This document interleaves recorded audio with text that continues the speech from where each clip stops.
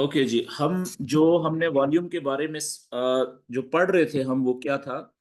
वो ये था कि देखें, दो तरह के स्ट्रक्चर्स होते हैं। हमने इसको तफसील से पढ़ा हुआ है। एक बुलिश स्ट्रक्चर,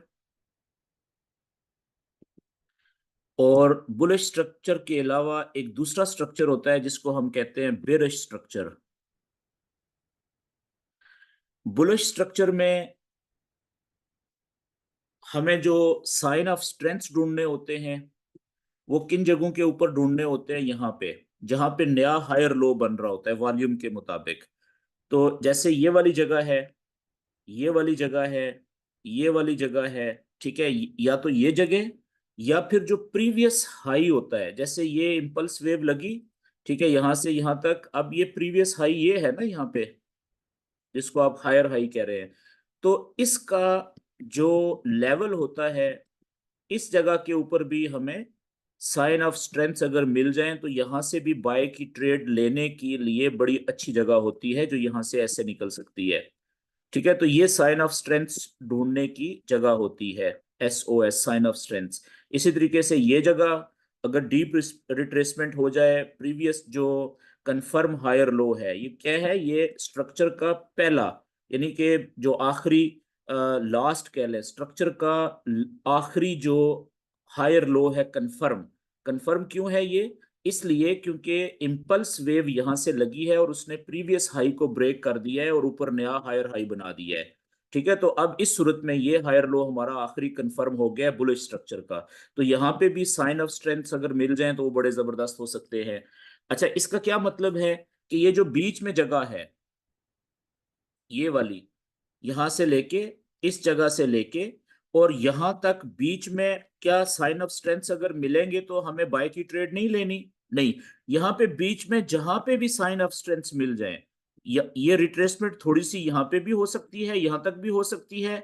अगर यहां पे कुछ साइन ऑफ स्ट्रेंथ मिल जाए वॉल्यूम की नजर से, जो आगे हम पढ़ेंगे अभी, तो हम यहां से ट्रेड ले सकते हैं बाय की। यहां से मिल जाए यहां से ले सकते हैं, यहां से मिल जाए यहां से ले सकते हैं, यहां से मिल जाए यहां से मिल जाए, कहीं से भी मिल जाए यहां तक, तो हम बाय की ट्रेड ले सकते हैं। लेकिन ज्यादा जो आइडियल जगह होती है, जहां पे बहुत ज्यादा चांसेस होते हैं कि जहां से प्राइस ने रिट्रेसमेंट कंप्लीट करके वापस उठ जाना है, वो दो आइडियल जगह हैं, वो दो ही हैं। ठीक है, वो कौन सी हैं? एक, जब हम इम्पल्स वेव के ऊपर लगाएंगे फिब के रिट्रेसमेंट लेवल्स। ठीक है, हमें क्योंकि फिबोनाची के रिट्रेसमेंट लेवल्स हमने पढ़े हुए हैं ना, तो फिब के रिट्रेसमेंट लेवल्स लगाने का जो तरीका है वो क्या होता है? कि जो आखिरी इंपल्स वेव होती है, जो आखिरी इंपल्स वेव होती है, तो यहाँ पे इस बुलिश स्ट्रक्चर में आखिरी इंपल्स वेव कौन सी लगी है? यहां से लेके यहां तक। ये इंपल्स वेव क्यों है? हम क्यों कह रहे हैं इसको इंपल्स वेव? इसलिए कह रहे हैं कि इस इंपल्स वेव ने बुलिश स्ट्रक्चर के अंदर अपना जो प्रीवियस हाई था, इसको ब्रेक कर दिया है ऊपर की तरफ, तो इसलिए इसको इंपल्स वेव कह रहे हैं। तो आप याद करें कि हमने ये सीखा था कि फिबोनाची के रिट्रेसमेंट लेवल्स लगाए जाते हैं कब? जब एक इंपल्स वेव, चाहे वो बुलिश स्ट्रक्चर की है, चाहे वो बेरिश स्ट्रक्चर की है, ठीक है। अभी हम क्योंकि बुलिश स्ट्रक्चर को फॉलो कर रहे हैं, तो इसलिए यहाँ पे बुलिश स्ट्रक्चर पे मैं लगा रहा हूं या बता रहा हूं आपको। तो बुलिश स्ट्रक्चर के अंदर जो इंपल्स वेव जिस जगह से शुरू होती है, ठीक है जी, और जिस जगह पे खत्म होती है, ये हायर हाई इसने नया बना दिया। तो हम यहाँ पे वेट करते हैं थोड़ा सा। जब यहां से रिट्रेसमेंट शुरू हो जाती है, कम से कम दो तीन चार कैंडल्स रेड बन जाएं, रिट्रेसमेंट शुरू हो जाए, तो फिर हम फिबोनाची रिट्रेसमेंट लेवल्स अप्लाई करते हैं। कहां से कहां तक? क्योंकि बुलिश स्ट्रक्चर है, तो पहला क्लिक आपका यहां पे होगा, इस लो पे, कंफर्म हायर लो जो हो गया है। और दूसरा क्लिक जो आपका होगा वो कहाँ पे होगा? यानी कि 0% आप कहाँ पे रखेंगे? यहाँ पे। तो ये वाला जो लेवल होगा, अब ये जो प्रीवियस हाई है, इसके आसपास ये जो लेवल होगा, ये कौन सा जोन बनेगा? ये फिब का ज्यादा चांसेस होते हैं कि ये गोल्डन जोन बनेगा, यानी 50% से लेके 61% तक का जोन। इस जोन को गोल्डन जोन कहते हैं। ठीक है, तो इसलिए ज्यादा चांसेस ये होते हैं कि जब भी प्राइस वापस आती है, बुलिश स्ट्रक्चर में रिट्रेस करती है, तो ज्यादा चांसेस होते हैं कि इस गोल्डन जोन से, इसकी ऊपर वाली सरफेस से, या इसके थोड़े से नीचे यहां से डीप में आके यहाँ पे कोई साइन दे दे एसओएस का, वॉल्यूम कंफर्म कर दे उसको। ठीक है, साइन ऑफ एसओएस हम किसे कह रहे हैं जी? Sine of strength, science of strength. ठीक है, वॉल्यूम की नजर में ऐसे साइंस जो कि बाय की ट्रेड लेने के लिए मिल जाएं। जी अपना माइक बंद कर दें जी।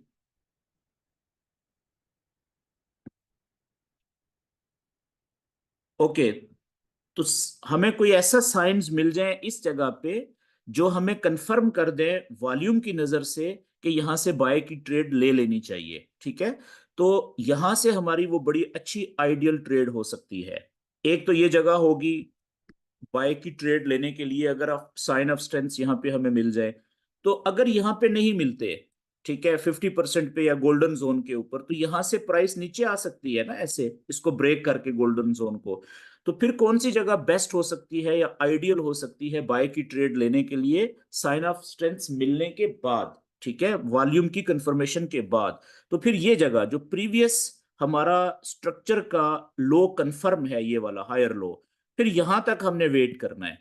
तो फिर हमें साइन ऑफ स्ट्रेंथ वॉल्यूम के हिसाब से इधर कोई मिल जाए, इस स्ट्रक्चर के आसपास कोई कंफर्मेशन मिल जाए, ठीक है, वॉल्यूम कंफर्म कर दे कि अब यहां से हम बाय की ट्रेड में एंटर हो जाएं, तो फिर ये बहुत आइडियल जगह होती है। ये बात क्लियर होगी थी जी।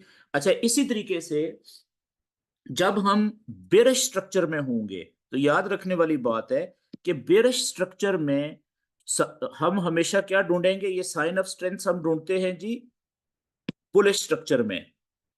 साइन ऑफ स्ट्रेंथ जो होते हैं ये हमेशा बुलिश स्ट्रक्चर की,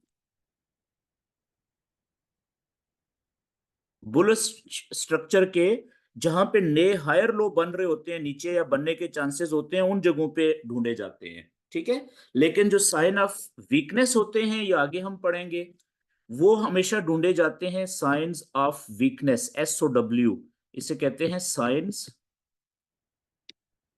ऑफ वीकनेस। ये कौन से होते हैं ये भी हम शुरू करने लगे हैं अभी थोड़ी देर में। तो ये ढूंढे जाते हैं बेरिश स्ट्रक्चर में। बेरिश स्ट्रक्चर की जो पीक्स होती हैं, जो लोअर हाई नए बनते हैं, ठीक है, इन जगहों पे, या फिर जो इंपल्स वेव होती है उसकी जब रिट्रेसमेंट होती है, तो उसका जो प्रीवियस हाई लेवल होता है उसके यहां पे, सॉरी ये थोड़ा सा गलत हो गया मैं, ओके, या फिर जो पिछला लो पॉइंट था, ठीक है, ये पिछला जो लो पॉइंट था, इस पिछले लो पॉइंट के लेवल के ऊपर इस जगह पे, या तो यहां पे आपको मिलेंगे, इस जगह पे ज्यादा चांसेस हैं SOS मिलने के और आइडियल होंगे, या अगर ये ऊपर जाती है तो प्रीवियस जो स्ट्रक्चर का कंफर्म लोअर हाई है वो ये वाला पॉइंट है, यहाँ पे आपको दूसरी जगह ये होती है। यानी ये इंपल्स वेव जब ऊपर आती है तो पहला ये है 50% गोल्डन जोन इस जगह पे, या अगर इसको तोड़ के ऊपर जाती है तो प्रीवियस जो हायर स्ट्रक्चर होता है वहां पे। ठीक है, ये फर्क होता है। ओके जी, अब तो जल्दी से हम आगे चलते हैं जी। आगे देखते हैं कि sign of strengths bullish structure में, क्योंकि हम पढ़ रहे थे जहां पे हमने छोड़ा था, तो वो कौन से हैं? तो साइन ऑफ स्ट्रेंथ्स में जो बुलिश स्ट्रक्चर के साइन ऑफ स्ट्रेंथ्स में,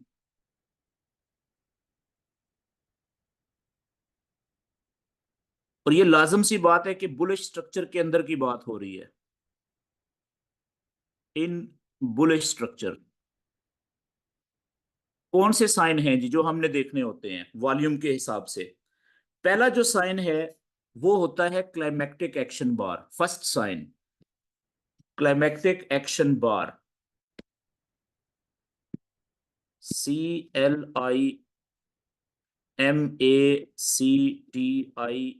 क्लाइमेक्टिक एक्शन बार। ठीक है, इसको शॉर्ट में कैब भी कहते हैं, CAB, कैब, क्लाइमेक्टिक एक्शन बार। तो सबसे जो ज्यादा पावरफुल साइन होता है वो होता है क्लाइमेक्टिक एक्शन बार का। अब जो क्लाइमेक्टिक एक्शन बार है वो होगी, हमें कैसे पता चलेगा कि ये कहाँ पे है कौन सी कैंडल है, क्लाइमेक्टिक एक्शन बार है, ठीक है, और इसकी जो इब्तदाई शराइत होती हैं वो कौन सी होनी चाहिए, वो मैं लिख देता हूं यहाँ पे। तो याद रखें कि हम स्ट्रक्चर की बात कर रहे हैं बुलिश की।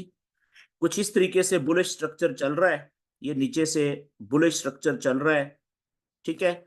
और जब प्राइस अपने बुलिश स्ट्रक्चर में हाई बनाने के बाद, जैसे ये हाई बनाया था इसने यहाँ पे, ठीक है, ये प्रीवियस हाई से ऊंचा हाई था, तो अगर ये हायर हाई था पहला, ये दूसरा हायर हाई बना यहाँ पे, तो अब यहां से जब इसने हायर हाई बनाने के बाद पुल बैक शुरू किया है, तो इस प्रीवियस हाई के स्ट्रक्चर के लेवल के ऊपर यहां पे, ठीक है, इस जगह के ऊपर, ये आइडियल जगह है ना साइन ऑफ स्ट्रेंथ ढूंढने के लिए बुलिश स्ट्रक्चर में, यहां पे, या दूसरा पॉइंट कौन सा है आइडियल, ये प्रीवियस जो कंफर्म हायर लो था पिछला, ठीक है, यहां पे इस जगह पे, यहां पे अगर मिल जाए, तो यहां से, अच्छा ये ऊपर मैंने थोड़ी आगे ले गया हूं, इसको आगे नहीं लेके जाना चाहिए था, चले, तो यहां पे अगर मिल जाए या इस दौरान में कहीं पे भी मिल जाए इधर, तो वहां से हमने बाय की ट्रेड लेनी होती है। और सबसे पहला साइन ऑफ स्ट्रेंथ कौन सा मिल जाए यहाँ पे, क्लाइमेक्टिक एक्शन बार, ठीक है, इस जगह पे जहां पे बुलिश चैनल की रिट्रेसमेंट हो रही है, वहां पे कहीं पे रिट्रेसमेंट के एंड के ऊपर, जहां से प्राइस ऊपर उठ सकती है, वापस अपने बुलिश स्ट्रक्चर को कंटिन्यू कर सकती है। तो आपने देखना है वहां पे कि पहला जो साइन है इस जगह के ऊपर, जब रिट्रेसमेंट हो रही है उसके आखिर में, कहीं पे भी आपको ये क्लाइमेक्टिक एक्शन बार मिल जाए। अब क्लाइमेक्टिक एक्शन बार किस तरह की होगी, इसकी निशानियां क्या होंगी, मैं यहाँ पे लिख देता हूं कि ये बार एक ऐसी बार होगी, ऐसी कैंडल होगी। पहला इसका पॉइंट क्या है कि इसके बैकग्राउंड में सेलिंग हो रही होगी, लाजम है, शर्त पहली क्या है कि इसके बैकग्राउंड में सेलिंग होनी चाहिए, सेल की दो तीन चार कैंडल्स लाजम होनी चाहिए, क्योंकि नीचे आ रही है ना प्राइस, तो selling should be there in background, selling in background, पहली शर्त तो इसकी ये होगी, ठीक है जी। अच्छा, दूसरी शर्त क्या आपने देखनी है इस कैंडल की, कि इस कैंडल का जो वॉल्यूम है, ठीक है, वो सबसे बड़ा होना चाहिए, यानी उस इससे पहले काफी सारी कैंडल्स का वॉल्यूम इतना बड़ा नहीं होगा, तो इसका जो वॉल्यूम है इस कैंडल का, ये दूसरी, अच्छा दूसरी शर्त ये लिख लें कि ये कैंडल सेल की कैंडल होगी, यानी रेड कैंडल होगी, ये सेल कैंडल, रेड कैंडल होनी चाहिए। और तीसरी शर्त इसकी ये लिख लें इस कैंडल की, कि इस कैंडल का जो वॉल्यूम है नीचे, ठीक है, वो सिर्फ बड़ा नहीं होना चाहिए, वॉल्यूम जो है वो शुड बी अल्ट्रा हाई, ठीक है, इसको मैं लिख देता हूं U H, ultra high. U H का मतलब क्या है कि दूर से नजर आए सबसे ज्यादा वॉल्यूम, पिछली 10 12 15 कैंडल्स के मुकाबले में इस कैंडल का वॉल्यूम सबसे बड़ा होना चाहिए, ठीक है जी, ये तीसरी पहचान होगी। अच्छा, इसकी चौथी पहचान भी होती है, वो क्या है कि ये कैंडल जो होगी, जो कि रेड कैंडल होगी, बड़े वॉल्यूम वाली कैंडल होगी, इसका जो साइज है, जिसको हम स्प्रेड कहते हैं, ठीक है ना, तो इस कैंडल का जो साइज है, size of candle should be normal candle से थोड़ा बड़ा होना चाहिए, लार्ज, यानी नॉर्मल जो कैंडल्स बन रही हैं आम, ठीक है, उनसे थोड़ा सा साइज इसका बड़ा होना चाहिए। साइज का मतलब क्या, कि इसका लो से लेके हाई तक का जो फासला है या कैंडल का साइज है, वो कंपैरेटिवली थोड़ा सा बड़ा होना चाहिए नॉर्मल कैंडल से, वो हम देखेंगे, अभी नजर आ जाएगा हमें चार्ट के ऊपर। अच्छा, और दूसरी इसकी पहचान क्या होती है कि इस कैंडल की, चले मैं एक और लिख देता हूं ई यहाँ पे, एक और पहचान इसकी, कि इस कैंडल की ऊपर की साइड पे ज्यादा बड़ी विक नहीं होनी चाहिए, बल्कि नीचे की साइड पे जितनी ज्यादा विक होगी ना, जितनी लंबी विक होगी, ये उतनी ज्यादा आइडियल कैब होगी, ठीक है। तो इसको मैं ऐसे लिखता हूं कि नो और smaller wick, on up side, ऊपर की साइड पे या तो विक होनी ही नहीं चाहिए, अगर हो तो बहुत छोटी होनी चाहिए, एंड लार्जर, मतलब अगर ना भी हो नीचे की तरफ विक तो भी फर्क नहीं पड़ता, ठीक है, सिर्फ मोमेंटम कैंडल भी हो सकती है, लेकिन अमूमी तौर पे नॉर्मली इसकी नीचे विक होती है, larger wick on down side. ये सारे जो मैंने पॉइंट लिखे हैं ना, ये वो शराइत हैं जो हमारी इस क्लाइमेक्टिक एक्शन बार को पूरी करनी चाहिए। अच्छा, इन 5 शराइत में से सिर्फ एक शर्त ऐसी है जिसके ऊपर कंप्रोमाइज किया जा सकता है। वो कौन सी शर्त है?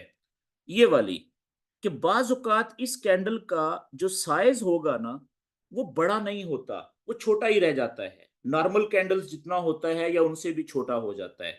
तो इस शर्त, अगर ये शर्त पूरी ना हो, साइज ऑफ कैंडल, तो कोई मसला नहीं है, इसको कंप्रोमाइज किया जा सकता है, मे बी कंप्रोमाइज्ड।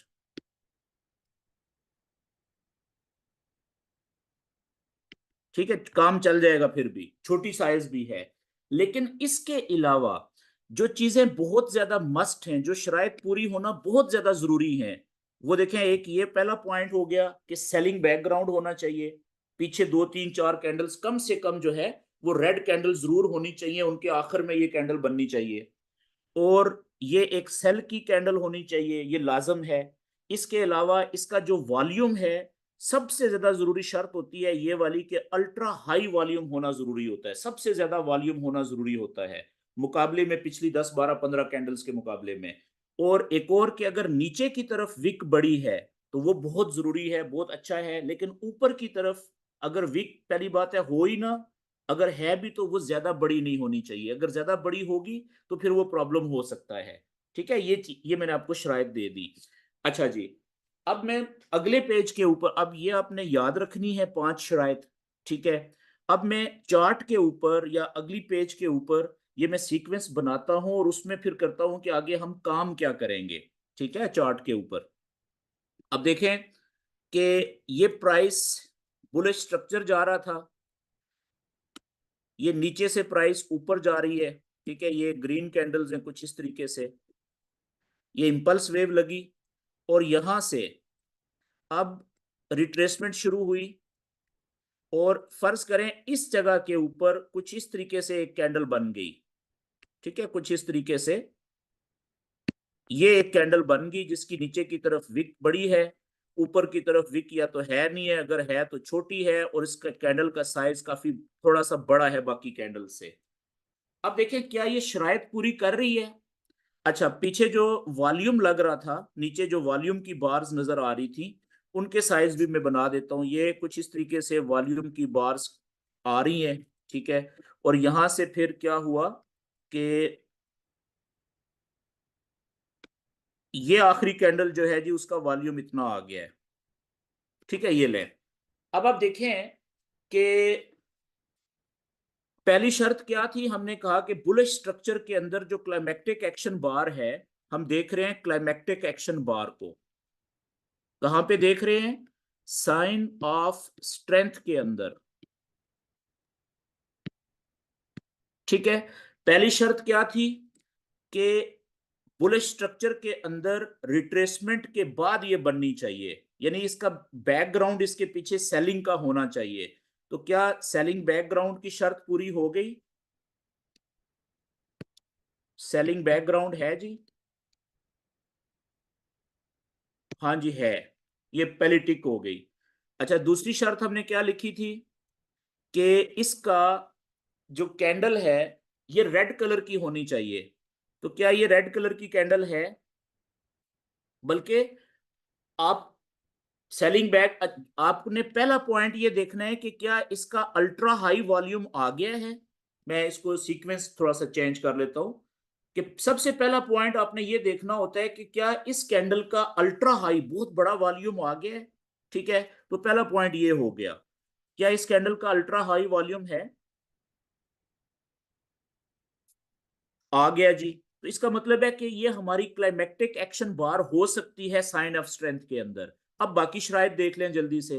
बाकी शराइत क्या है कि क्या इस कैंडल का जो बैकग्राउंड है इसके पीछे सेलिंग है, सेलिंग बैकग्राउंड है इसका, यहाँ पे वो भी साबित हो गया कि है, कम से कम 2-3 कैंडल्स तो सेल वाली होनी चाहिए इसके पीछे, तो सेलिंग बैकग्राउंड भी है, ये भी बात तय हो गई। फिर तीसरा देख लें कि क्या ये रेड वाली कैंडल है, सेल की कैंडल है बजाते खुद, ये वाली जो बनी है, ठीक है, सेलिंग सेल कैंडल, तो इस केस में ये भी है, रेड कलर की कैंडल है।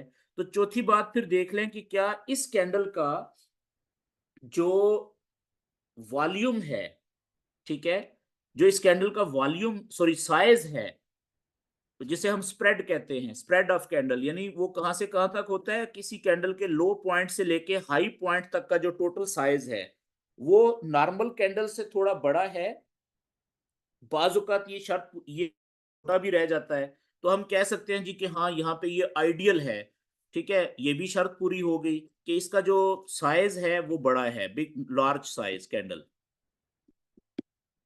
लार्ज साइज वाली शर्त भी पूरी होगी। अच्छा, पांचवा पॉइंट एक रह गया कि देख लें कि क्या इस कैंडल के ऊपर वाली साइड पे कोई बहुत बड़ी विक तो नहीं है, अगर बहुत बड़ी विक ऊपर की साइड पे आ जाए तो ये नेगेटिव पॉइंट हो जाएगा, तो यहाँ पे ऊपर की साइड पे छोटी विक है और नीचे की तरफ जितनी ज्यादा बड़ी हो उतनी अच्छी होगी, तो यहाँ पे इसकी ऊपर की तरफ स्मॉलर विक है, smaller wick on upside and large wick और larger wick on down side. तो ये जो शर्त थी आइडियल इसकी कैंडल की क्लाइमेक्टिक एक्शन बार की, वो भी पूरी होगी।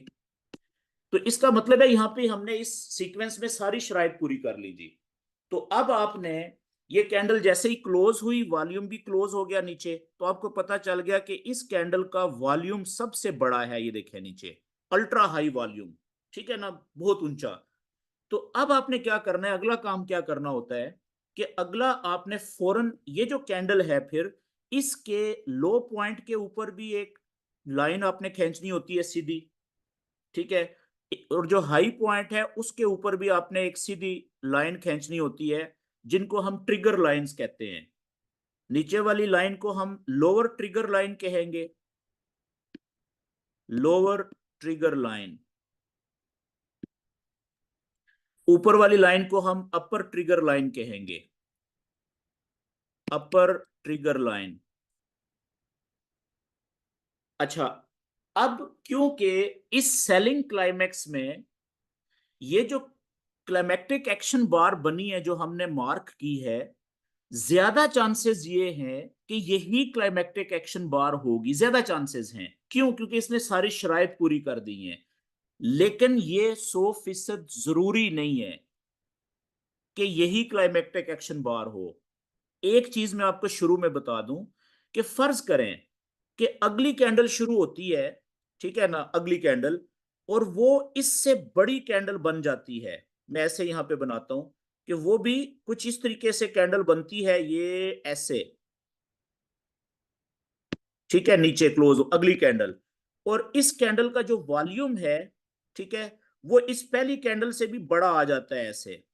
तो अब मुझे बताएं आपको क्या करना पड़ेगा, आपको फौरन फिर ये करना पड़ेगा कि आपको ये क्लाइमेक्टिक एक्शन बार नहीं रही, अब ये पहले वाली जो थी ना, अब ये क्लाइमेक्टिक एक्शन बार नहीं रही, आपने फौरन फिर ये करना है कि ये ट्रिगर लाइंस ऊपर वाली कैंडल्स की हटानी है, और नीचे वाली जो कैब है क्लाइमेक्टिक एक्शन बार, ठीक है ना, जिसने वही सारी शराइत उससे पहले से भी ज्यादा तरीके से पूरी कर दी है, तो आपने अब नई जो बन गई है क्लाइमेक्टिक एक्शन बार अगली, ठीक है, आपने उसकी ट्रिगर लाइंस को मार्क कर लेना है, लोअर भी और हायर भी, ठीक है, इस तरीके से लाइनें लगा ली हैं। तो अब इस सूरत में ये है, कभी कभी ऐसा हो जाता है, कभी कभी ये जहन में रखना है आपने, ठीक है, तो क्योंकि अभी हमने ट्रेड तो कोई नहीं ली ना, तो अगर एक नहीं है उससे बड़ा वॉल्यूम आ गया, बड़ी बड़ी कैंडल आ गई, बड़ा वॉल्यूम आ गया, इंपॉर्टेंट इसमें फिर वॉल्यूम है। अगर तो अगली कैंडल का वॉल्यूम पिछली से छोटा आया है तो फिर वो क्लाइमेक्टिक एक्शन बार नहीं है। सबसे जो मेन पॉइंट होता है ये वाला होता है क्लाइमेक्टिक एक्शन बार का, अल्ट्रा हाई वॉल्यूम, सबसे बड़ा वॉल्यूम, ठीक है, इस पे कंप्रोमाइज बिल्कुल नहीं करना आपने, ये चीज इंपॉर्टेंट है सबसे ज्यादा। यहां तक बात क्लियर होगी जी? तो आगे चलते हैं, फर्ज करें अगली कैंडल बन गई क्लाइमेक्टिक एक्शन बार, तो फिर पिछली जो है वो फौरन आपने उसकी जो मार्किंग की थी वो खत्म कर देनी है। फिर वो क्लाइमेक्टिक एक्शन बार नहीं थी, अब अगले वाली जो है वो बन गई है। तो फिर अगली जो बातचीत करेंगे हम वो अगली की बात कर रहे हैं। तो फर्ज करें, अब मैं ये मिटाता हूं थोड़ा सा, कि पिछले वाली ही है, पहले वाली ही। तो ट्रिगर्स लाइंस आपने लगा ली। तो ट्रिगर लाइंस लगाने के बाद अगला काम क्या करना होता है, ये बड़ी इंपॉर्टेंट है बात। याद रखें कि अब यहां पे अमूमी तौर पे 3 से 4 सेटअप बन सकते हैं जी। यहां पे अब 3 से 4 मुख्तलिफ किस्म के सिनेरियोज बन सकते हैं, इससे ज्यादा सिनेरियोज नहीं बनेंगे। अच्छा जी, वो सिनेरियो नंबर 1 क्या हो सकता है? सिनेरियो नंबर 1, ठीक है, कि अच्छा इसको हम आइडियल सिनेरियो कहते हैं। और ये आप देखेंगे कि जब भी हाई न्यूज का टाइम होता है, यानी अमेरिकन सेशन जब ओपन होता है नॉर्मली डेली बेसिस के ऊपर, जब भी अमेरिकन सेशन ओपन होता है, आप देखेंगे कि अक्सर ये वाला सेटअप बनेगा। अगर ये पहला जो मैं सिनेरियो अभी बताने लगा हूं ये नहीं बनेगा, तो फिर दूसरा जो बताऊंगा वो बनेगा। अगर दूसरा नहीं बताऊंगा तो फिर तीसरा बताऊंगा वो बनेगा। ठीक है, क्योंकि अमेरिकन सेशन जब ओपन होता है, ठीक है, उसके बाद जब न्यूज का टाइम होता है, हाई इंपैक्ट की न्यूज का टाइम होता है, तो जैसे ही न्यूज आती है आपको पता है कि अगले ही लम्हे, यानी वो 1 मिनट की कैंडल बाजुकात बहुत बड़ी बन जाती है। तो अगर वो 1 मिनट की कैंडल, ठीक है, ये सारी शराइत पूरी करे क्लाइमेक्टिक एक्शन बार की, बुलिश उसमें जिसको हम पढ़ रहे हैं साइन ऑफ स्ट्रेंथ के चक्कर में, तो फिर आप देखें कि यहां से आप ट्रेड ले सकते हैं 1 मिनट के, उसके ऊपर भी वो आगे मैं आपको बताऊंगा। आगे वो सिनेरियो क्या बनेगा पहले वो समझ लें। सिनेरियो नंबर 1, पहला सिनेरियो क्या बन सकता है यहां पे, अब मैं वो बताने लगा हूं आपको। यानी कि सेटअप नंबर 1,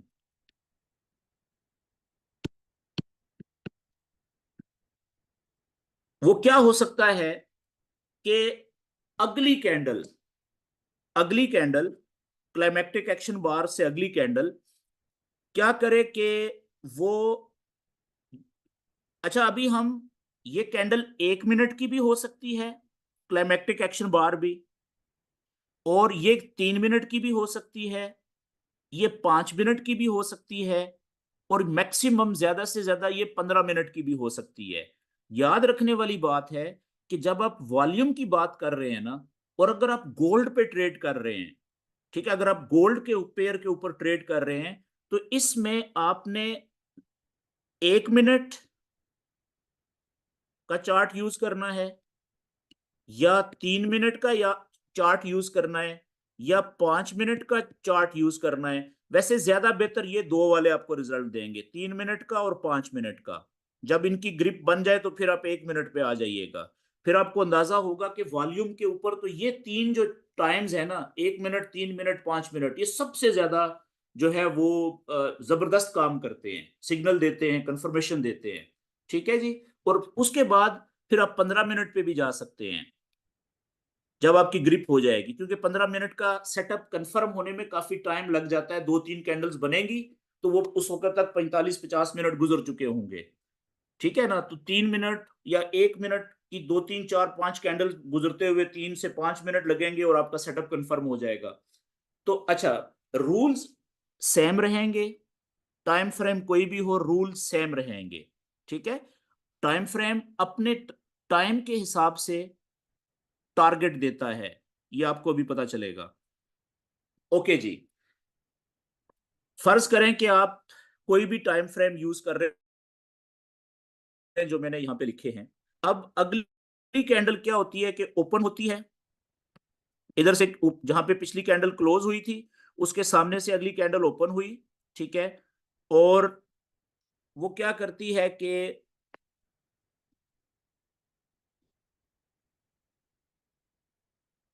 यहां से कैंडल ओपन हुई और नीचे आई, और नीचे आने के बाद ये नीचे आई थी, नीचे आने के बाद जब इसका टाइम पूरा हुआ, इसने विक लगाई नीचे, और टाइम पूरा होने के ऊपर इसने क्लोजिंग दे दी, ये जो नीचे वाली ट्रिगर लाइन थी इसके ऊपर। अच्छा, इसका जो कलर है बॉडी का कैंडल का, वो ग्रीन भी हो सकता है और रेड भी हो सकता है। ठीक है, ये वाला, ये ग्रीन भी हो सकता है और रेड भी हो सकता है।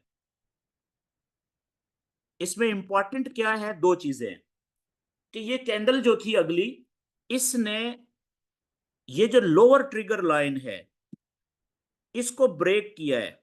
लोअर ट्रिगर लाइन को ब्रेक किया, नीचे गई, विक मारी नीचे। ये विक छोटी भी हो सकती है, बड़ी भी हो सकती है, थोड़ी सी ज्यादा बड़ी भी हो सकती है।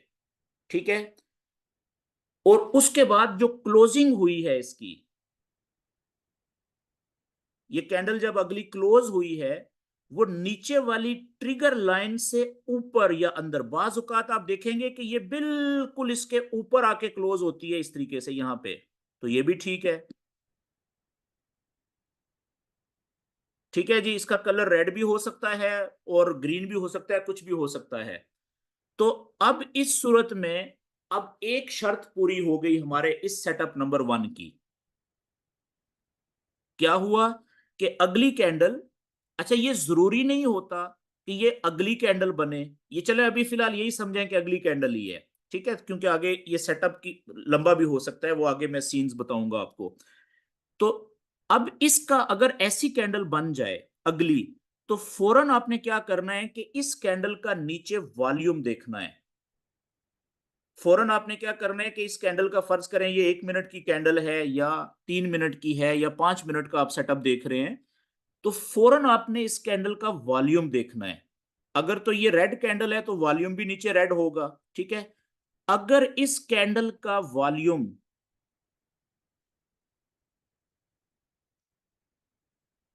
अगली कैंडल जो क्लोज हुई है, अगर इस कैंडल का वॉल्यूम पिछली जो क्लाइमेक्टिक एक्शन बार कैंडल थी उसके वॉल्यूम का कम से कम 70% है या 70% से ज्यादा है, कम से कम 70% तो लाजम होना चाहिए अगली इस कैंडल का वॉल्यूम।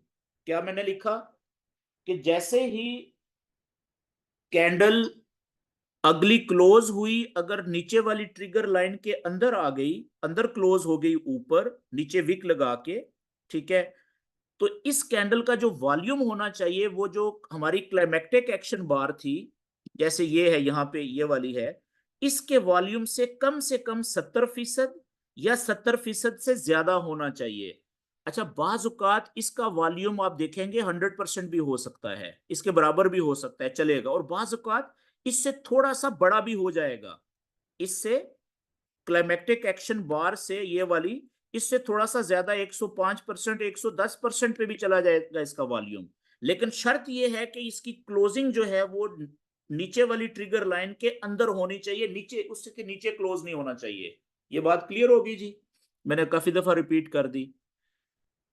अगर ऐसा हो गया, ये वॉल्यूम की शर्त भी पूरी हो गई, अगर ये ग्रीन कैंडल थी तो नीचे बार ग्रीन आ जाएगी वॉल्यूम की। ठीक है, वो एक ही बात है। तो फिर आपने क्या करना है कि आप चाहें तो यहां से पहली एग्रेसिव ट्रेड बाइंग की ले सकते हैं, लेकिन वो ट्रेड अभी 100% कंफर्म नहीं है कि ऊपर ही जाएगी। लेकिन जब थोड़ी सी आपकी प्रैक्टिस हो जाएगी तो आपको यहां से ट्रेड लेनी चाहिए फिर। ठीक है, पहली ट्रेड। अब इसका जो फर्ज किया आपने, यहां से बाय की ट्रेड कर ली, ये इस जगह से, अगर ये रेड कैंडल नीचे क्लोज हुई है तो यहां से, अगर ग्रीन कैंडल है अगली कैंडल की, इधर से जैसे ही यहां पे आपने बाइंग कर ली, ये इधर से या यहां से आपने बाय कर ली, तो अब आपका जो स्टॉप लॉस होगा ना, आपका जो स्टॉप लॉस होगा वो कहां पे होना चाहिए, ये नीचे, ये जो लो लगा है ना इसका विक का, ठीक है, इसके नीचे यहां पे स्टॉप लॉस होगा जी आपका। आपकी ये एग्रेसिव बाइंग है, जो 80% से ज्यादा चांसेस होते हैं कि इसने आपकी टीपी हिट करनी है। लेकिन अभी भी ये जहन में रखें कि वॉल्यूम के मुताबिक ये 100% कंफर्म सेटअप नहीं बना। ठीक है, लेकिन इसके चलने वाला सेटअप है, ये दे देता है आपको। इसकी टीपी आपकी कहां होगी, इसकी टीपी आपकी होगी जी जो ऊपर वाली ट्रिगर लाइन है ना, ये वाला उससे थोड़ा सा नीचे ये आपकी टीपी है, ये आपकी फर्स्ट टीपी है, ये एग्रेसिव बाइंग थी। अच्छा यहाँ पे आपको नजर आ रहा होगा कि एसएल बड़ा लग गया है ना, क्योंकि मैंने विक बहुत बड़ी बना दी है। नॉर्मली इतनी बड़ी विक नहीं होती, छोटी सी विक होती है, इधर कहीं पे एसएल आता है आपका या यहाँ पे, ठीक है, इस जगह पे एसएल होता है। तो ये लाइन मुझसे लंबी होगी, यहाँ पे एसएल आएगा या ये एसएल आएगा, ये इधर, ठीक है जी। तो अब ये टीपी आपकी जब हिट होती है, हाई वॉल्यूम जब आता है, तो इसमें बाज औकात आप देखेंगे कि 1 से 5 मिनट के अंदर, 10 मिनट के अंदर ये टीपी आपकी हिट हो जाएगी। लेकिन अभी तक ये 100% कंफर्म सेटअप नहीं बना। याद रखें, अगर कोई एक कैंडल, कोई भी एक कैंडल, चाहे वो पहली कैंडल है, दूसरी कैंडल है, तीसरी कैंडल है, या जितनी भी नंबर की कैंडल है, जब ये ऊपर वाली ट्रिगर लाइन को ब्रेक कर दे ऊपर की तरफ, ये याद रखने वाली बात है इस सेटअप में, कि ये सेटअप क्या है कि सेलिंग बैकग्राउंड के अंदर, बुलिश स्ट्रक्चर के अंदर, सेलिंग बैकग्राउंड के अंदर एक क्लाइमेक्टिक एक्शन बार बनी, जिसकी ये सारी शराइत पूरी थी, या कम से कम 4 शराइत पूरी थी। साइज छोटा बड़ा हो सकता है साइज के मामले में। तो किसी एक कैंडल ने ऊपर वाली जो ट्रिगर लाइन थी उसको ब्रेक कर दिया और ऊपर कैंडल क्लोज हो गई। क्लाइमेक्टिक एक्शन बार की ऊपर वाली जो ट्रिगर लाइन है, अपर ट्रिगर लाइन, ये हो गई ब्रेक। कोई कैंडल ऊपर क्लोज होगी, क्लियरली ऊपर, लाइन के ऊपर नहीं, थोड़ा ऊपर वाजिया। तो यहां पे याद रखिएगा कि वॉल्यूम ने अब इस सेटअप को, वैसे तो 100% कहा जाता है, लेकिन आप चलें, कह लें कि 99% कंफर्म कर दिया है। कंफर्म, ये बाय सेटअप बन गया है जी।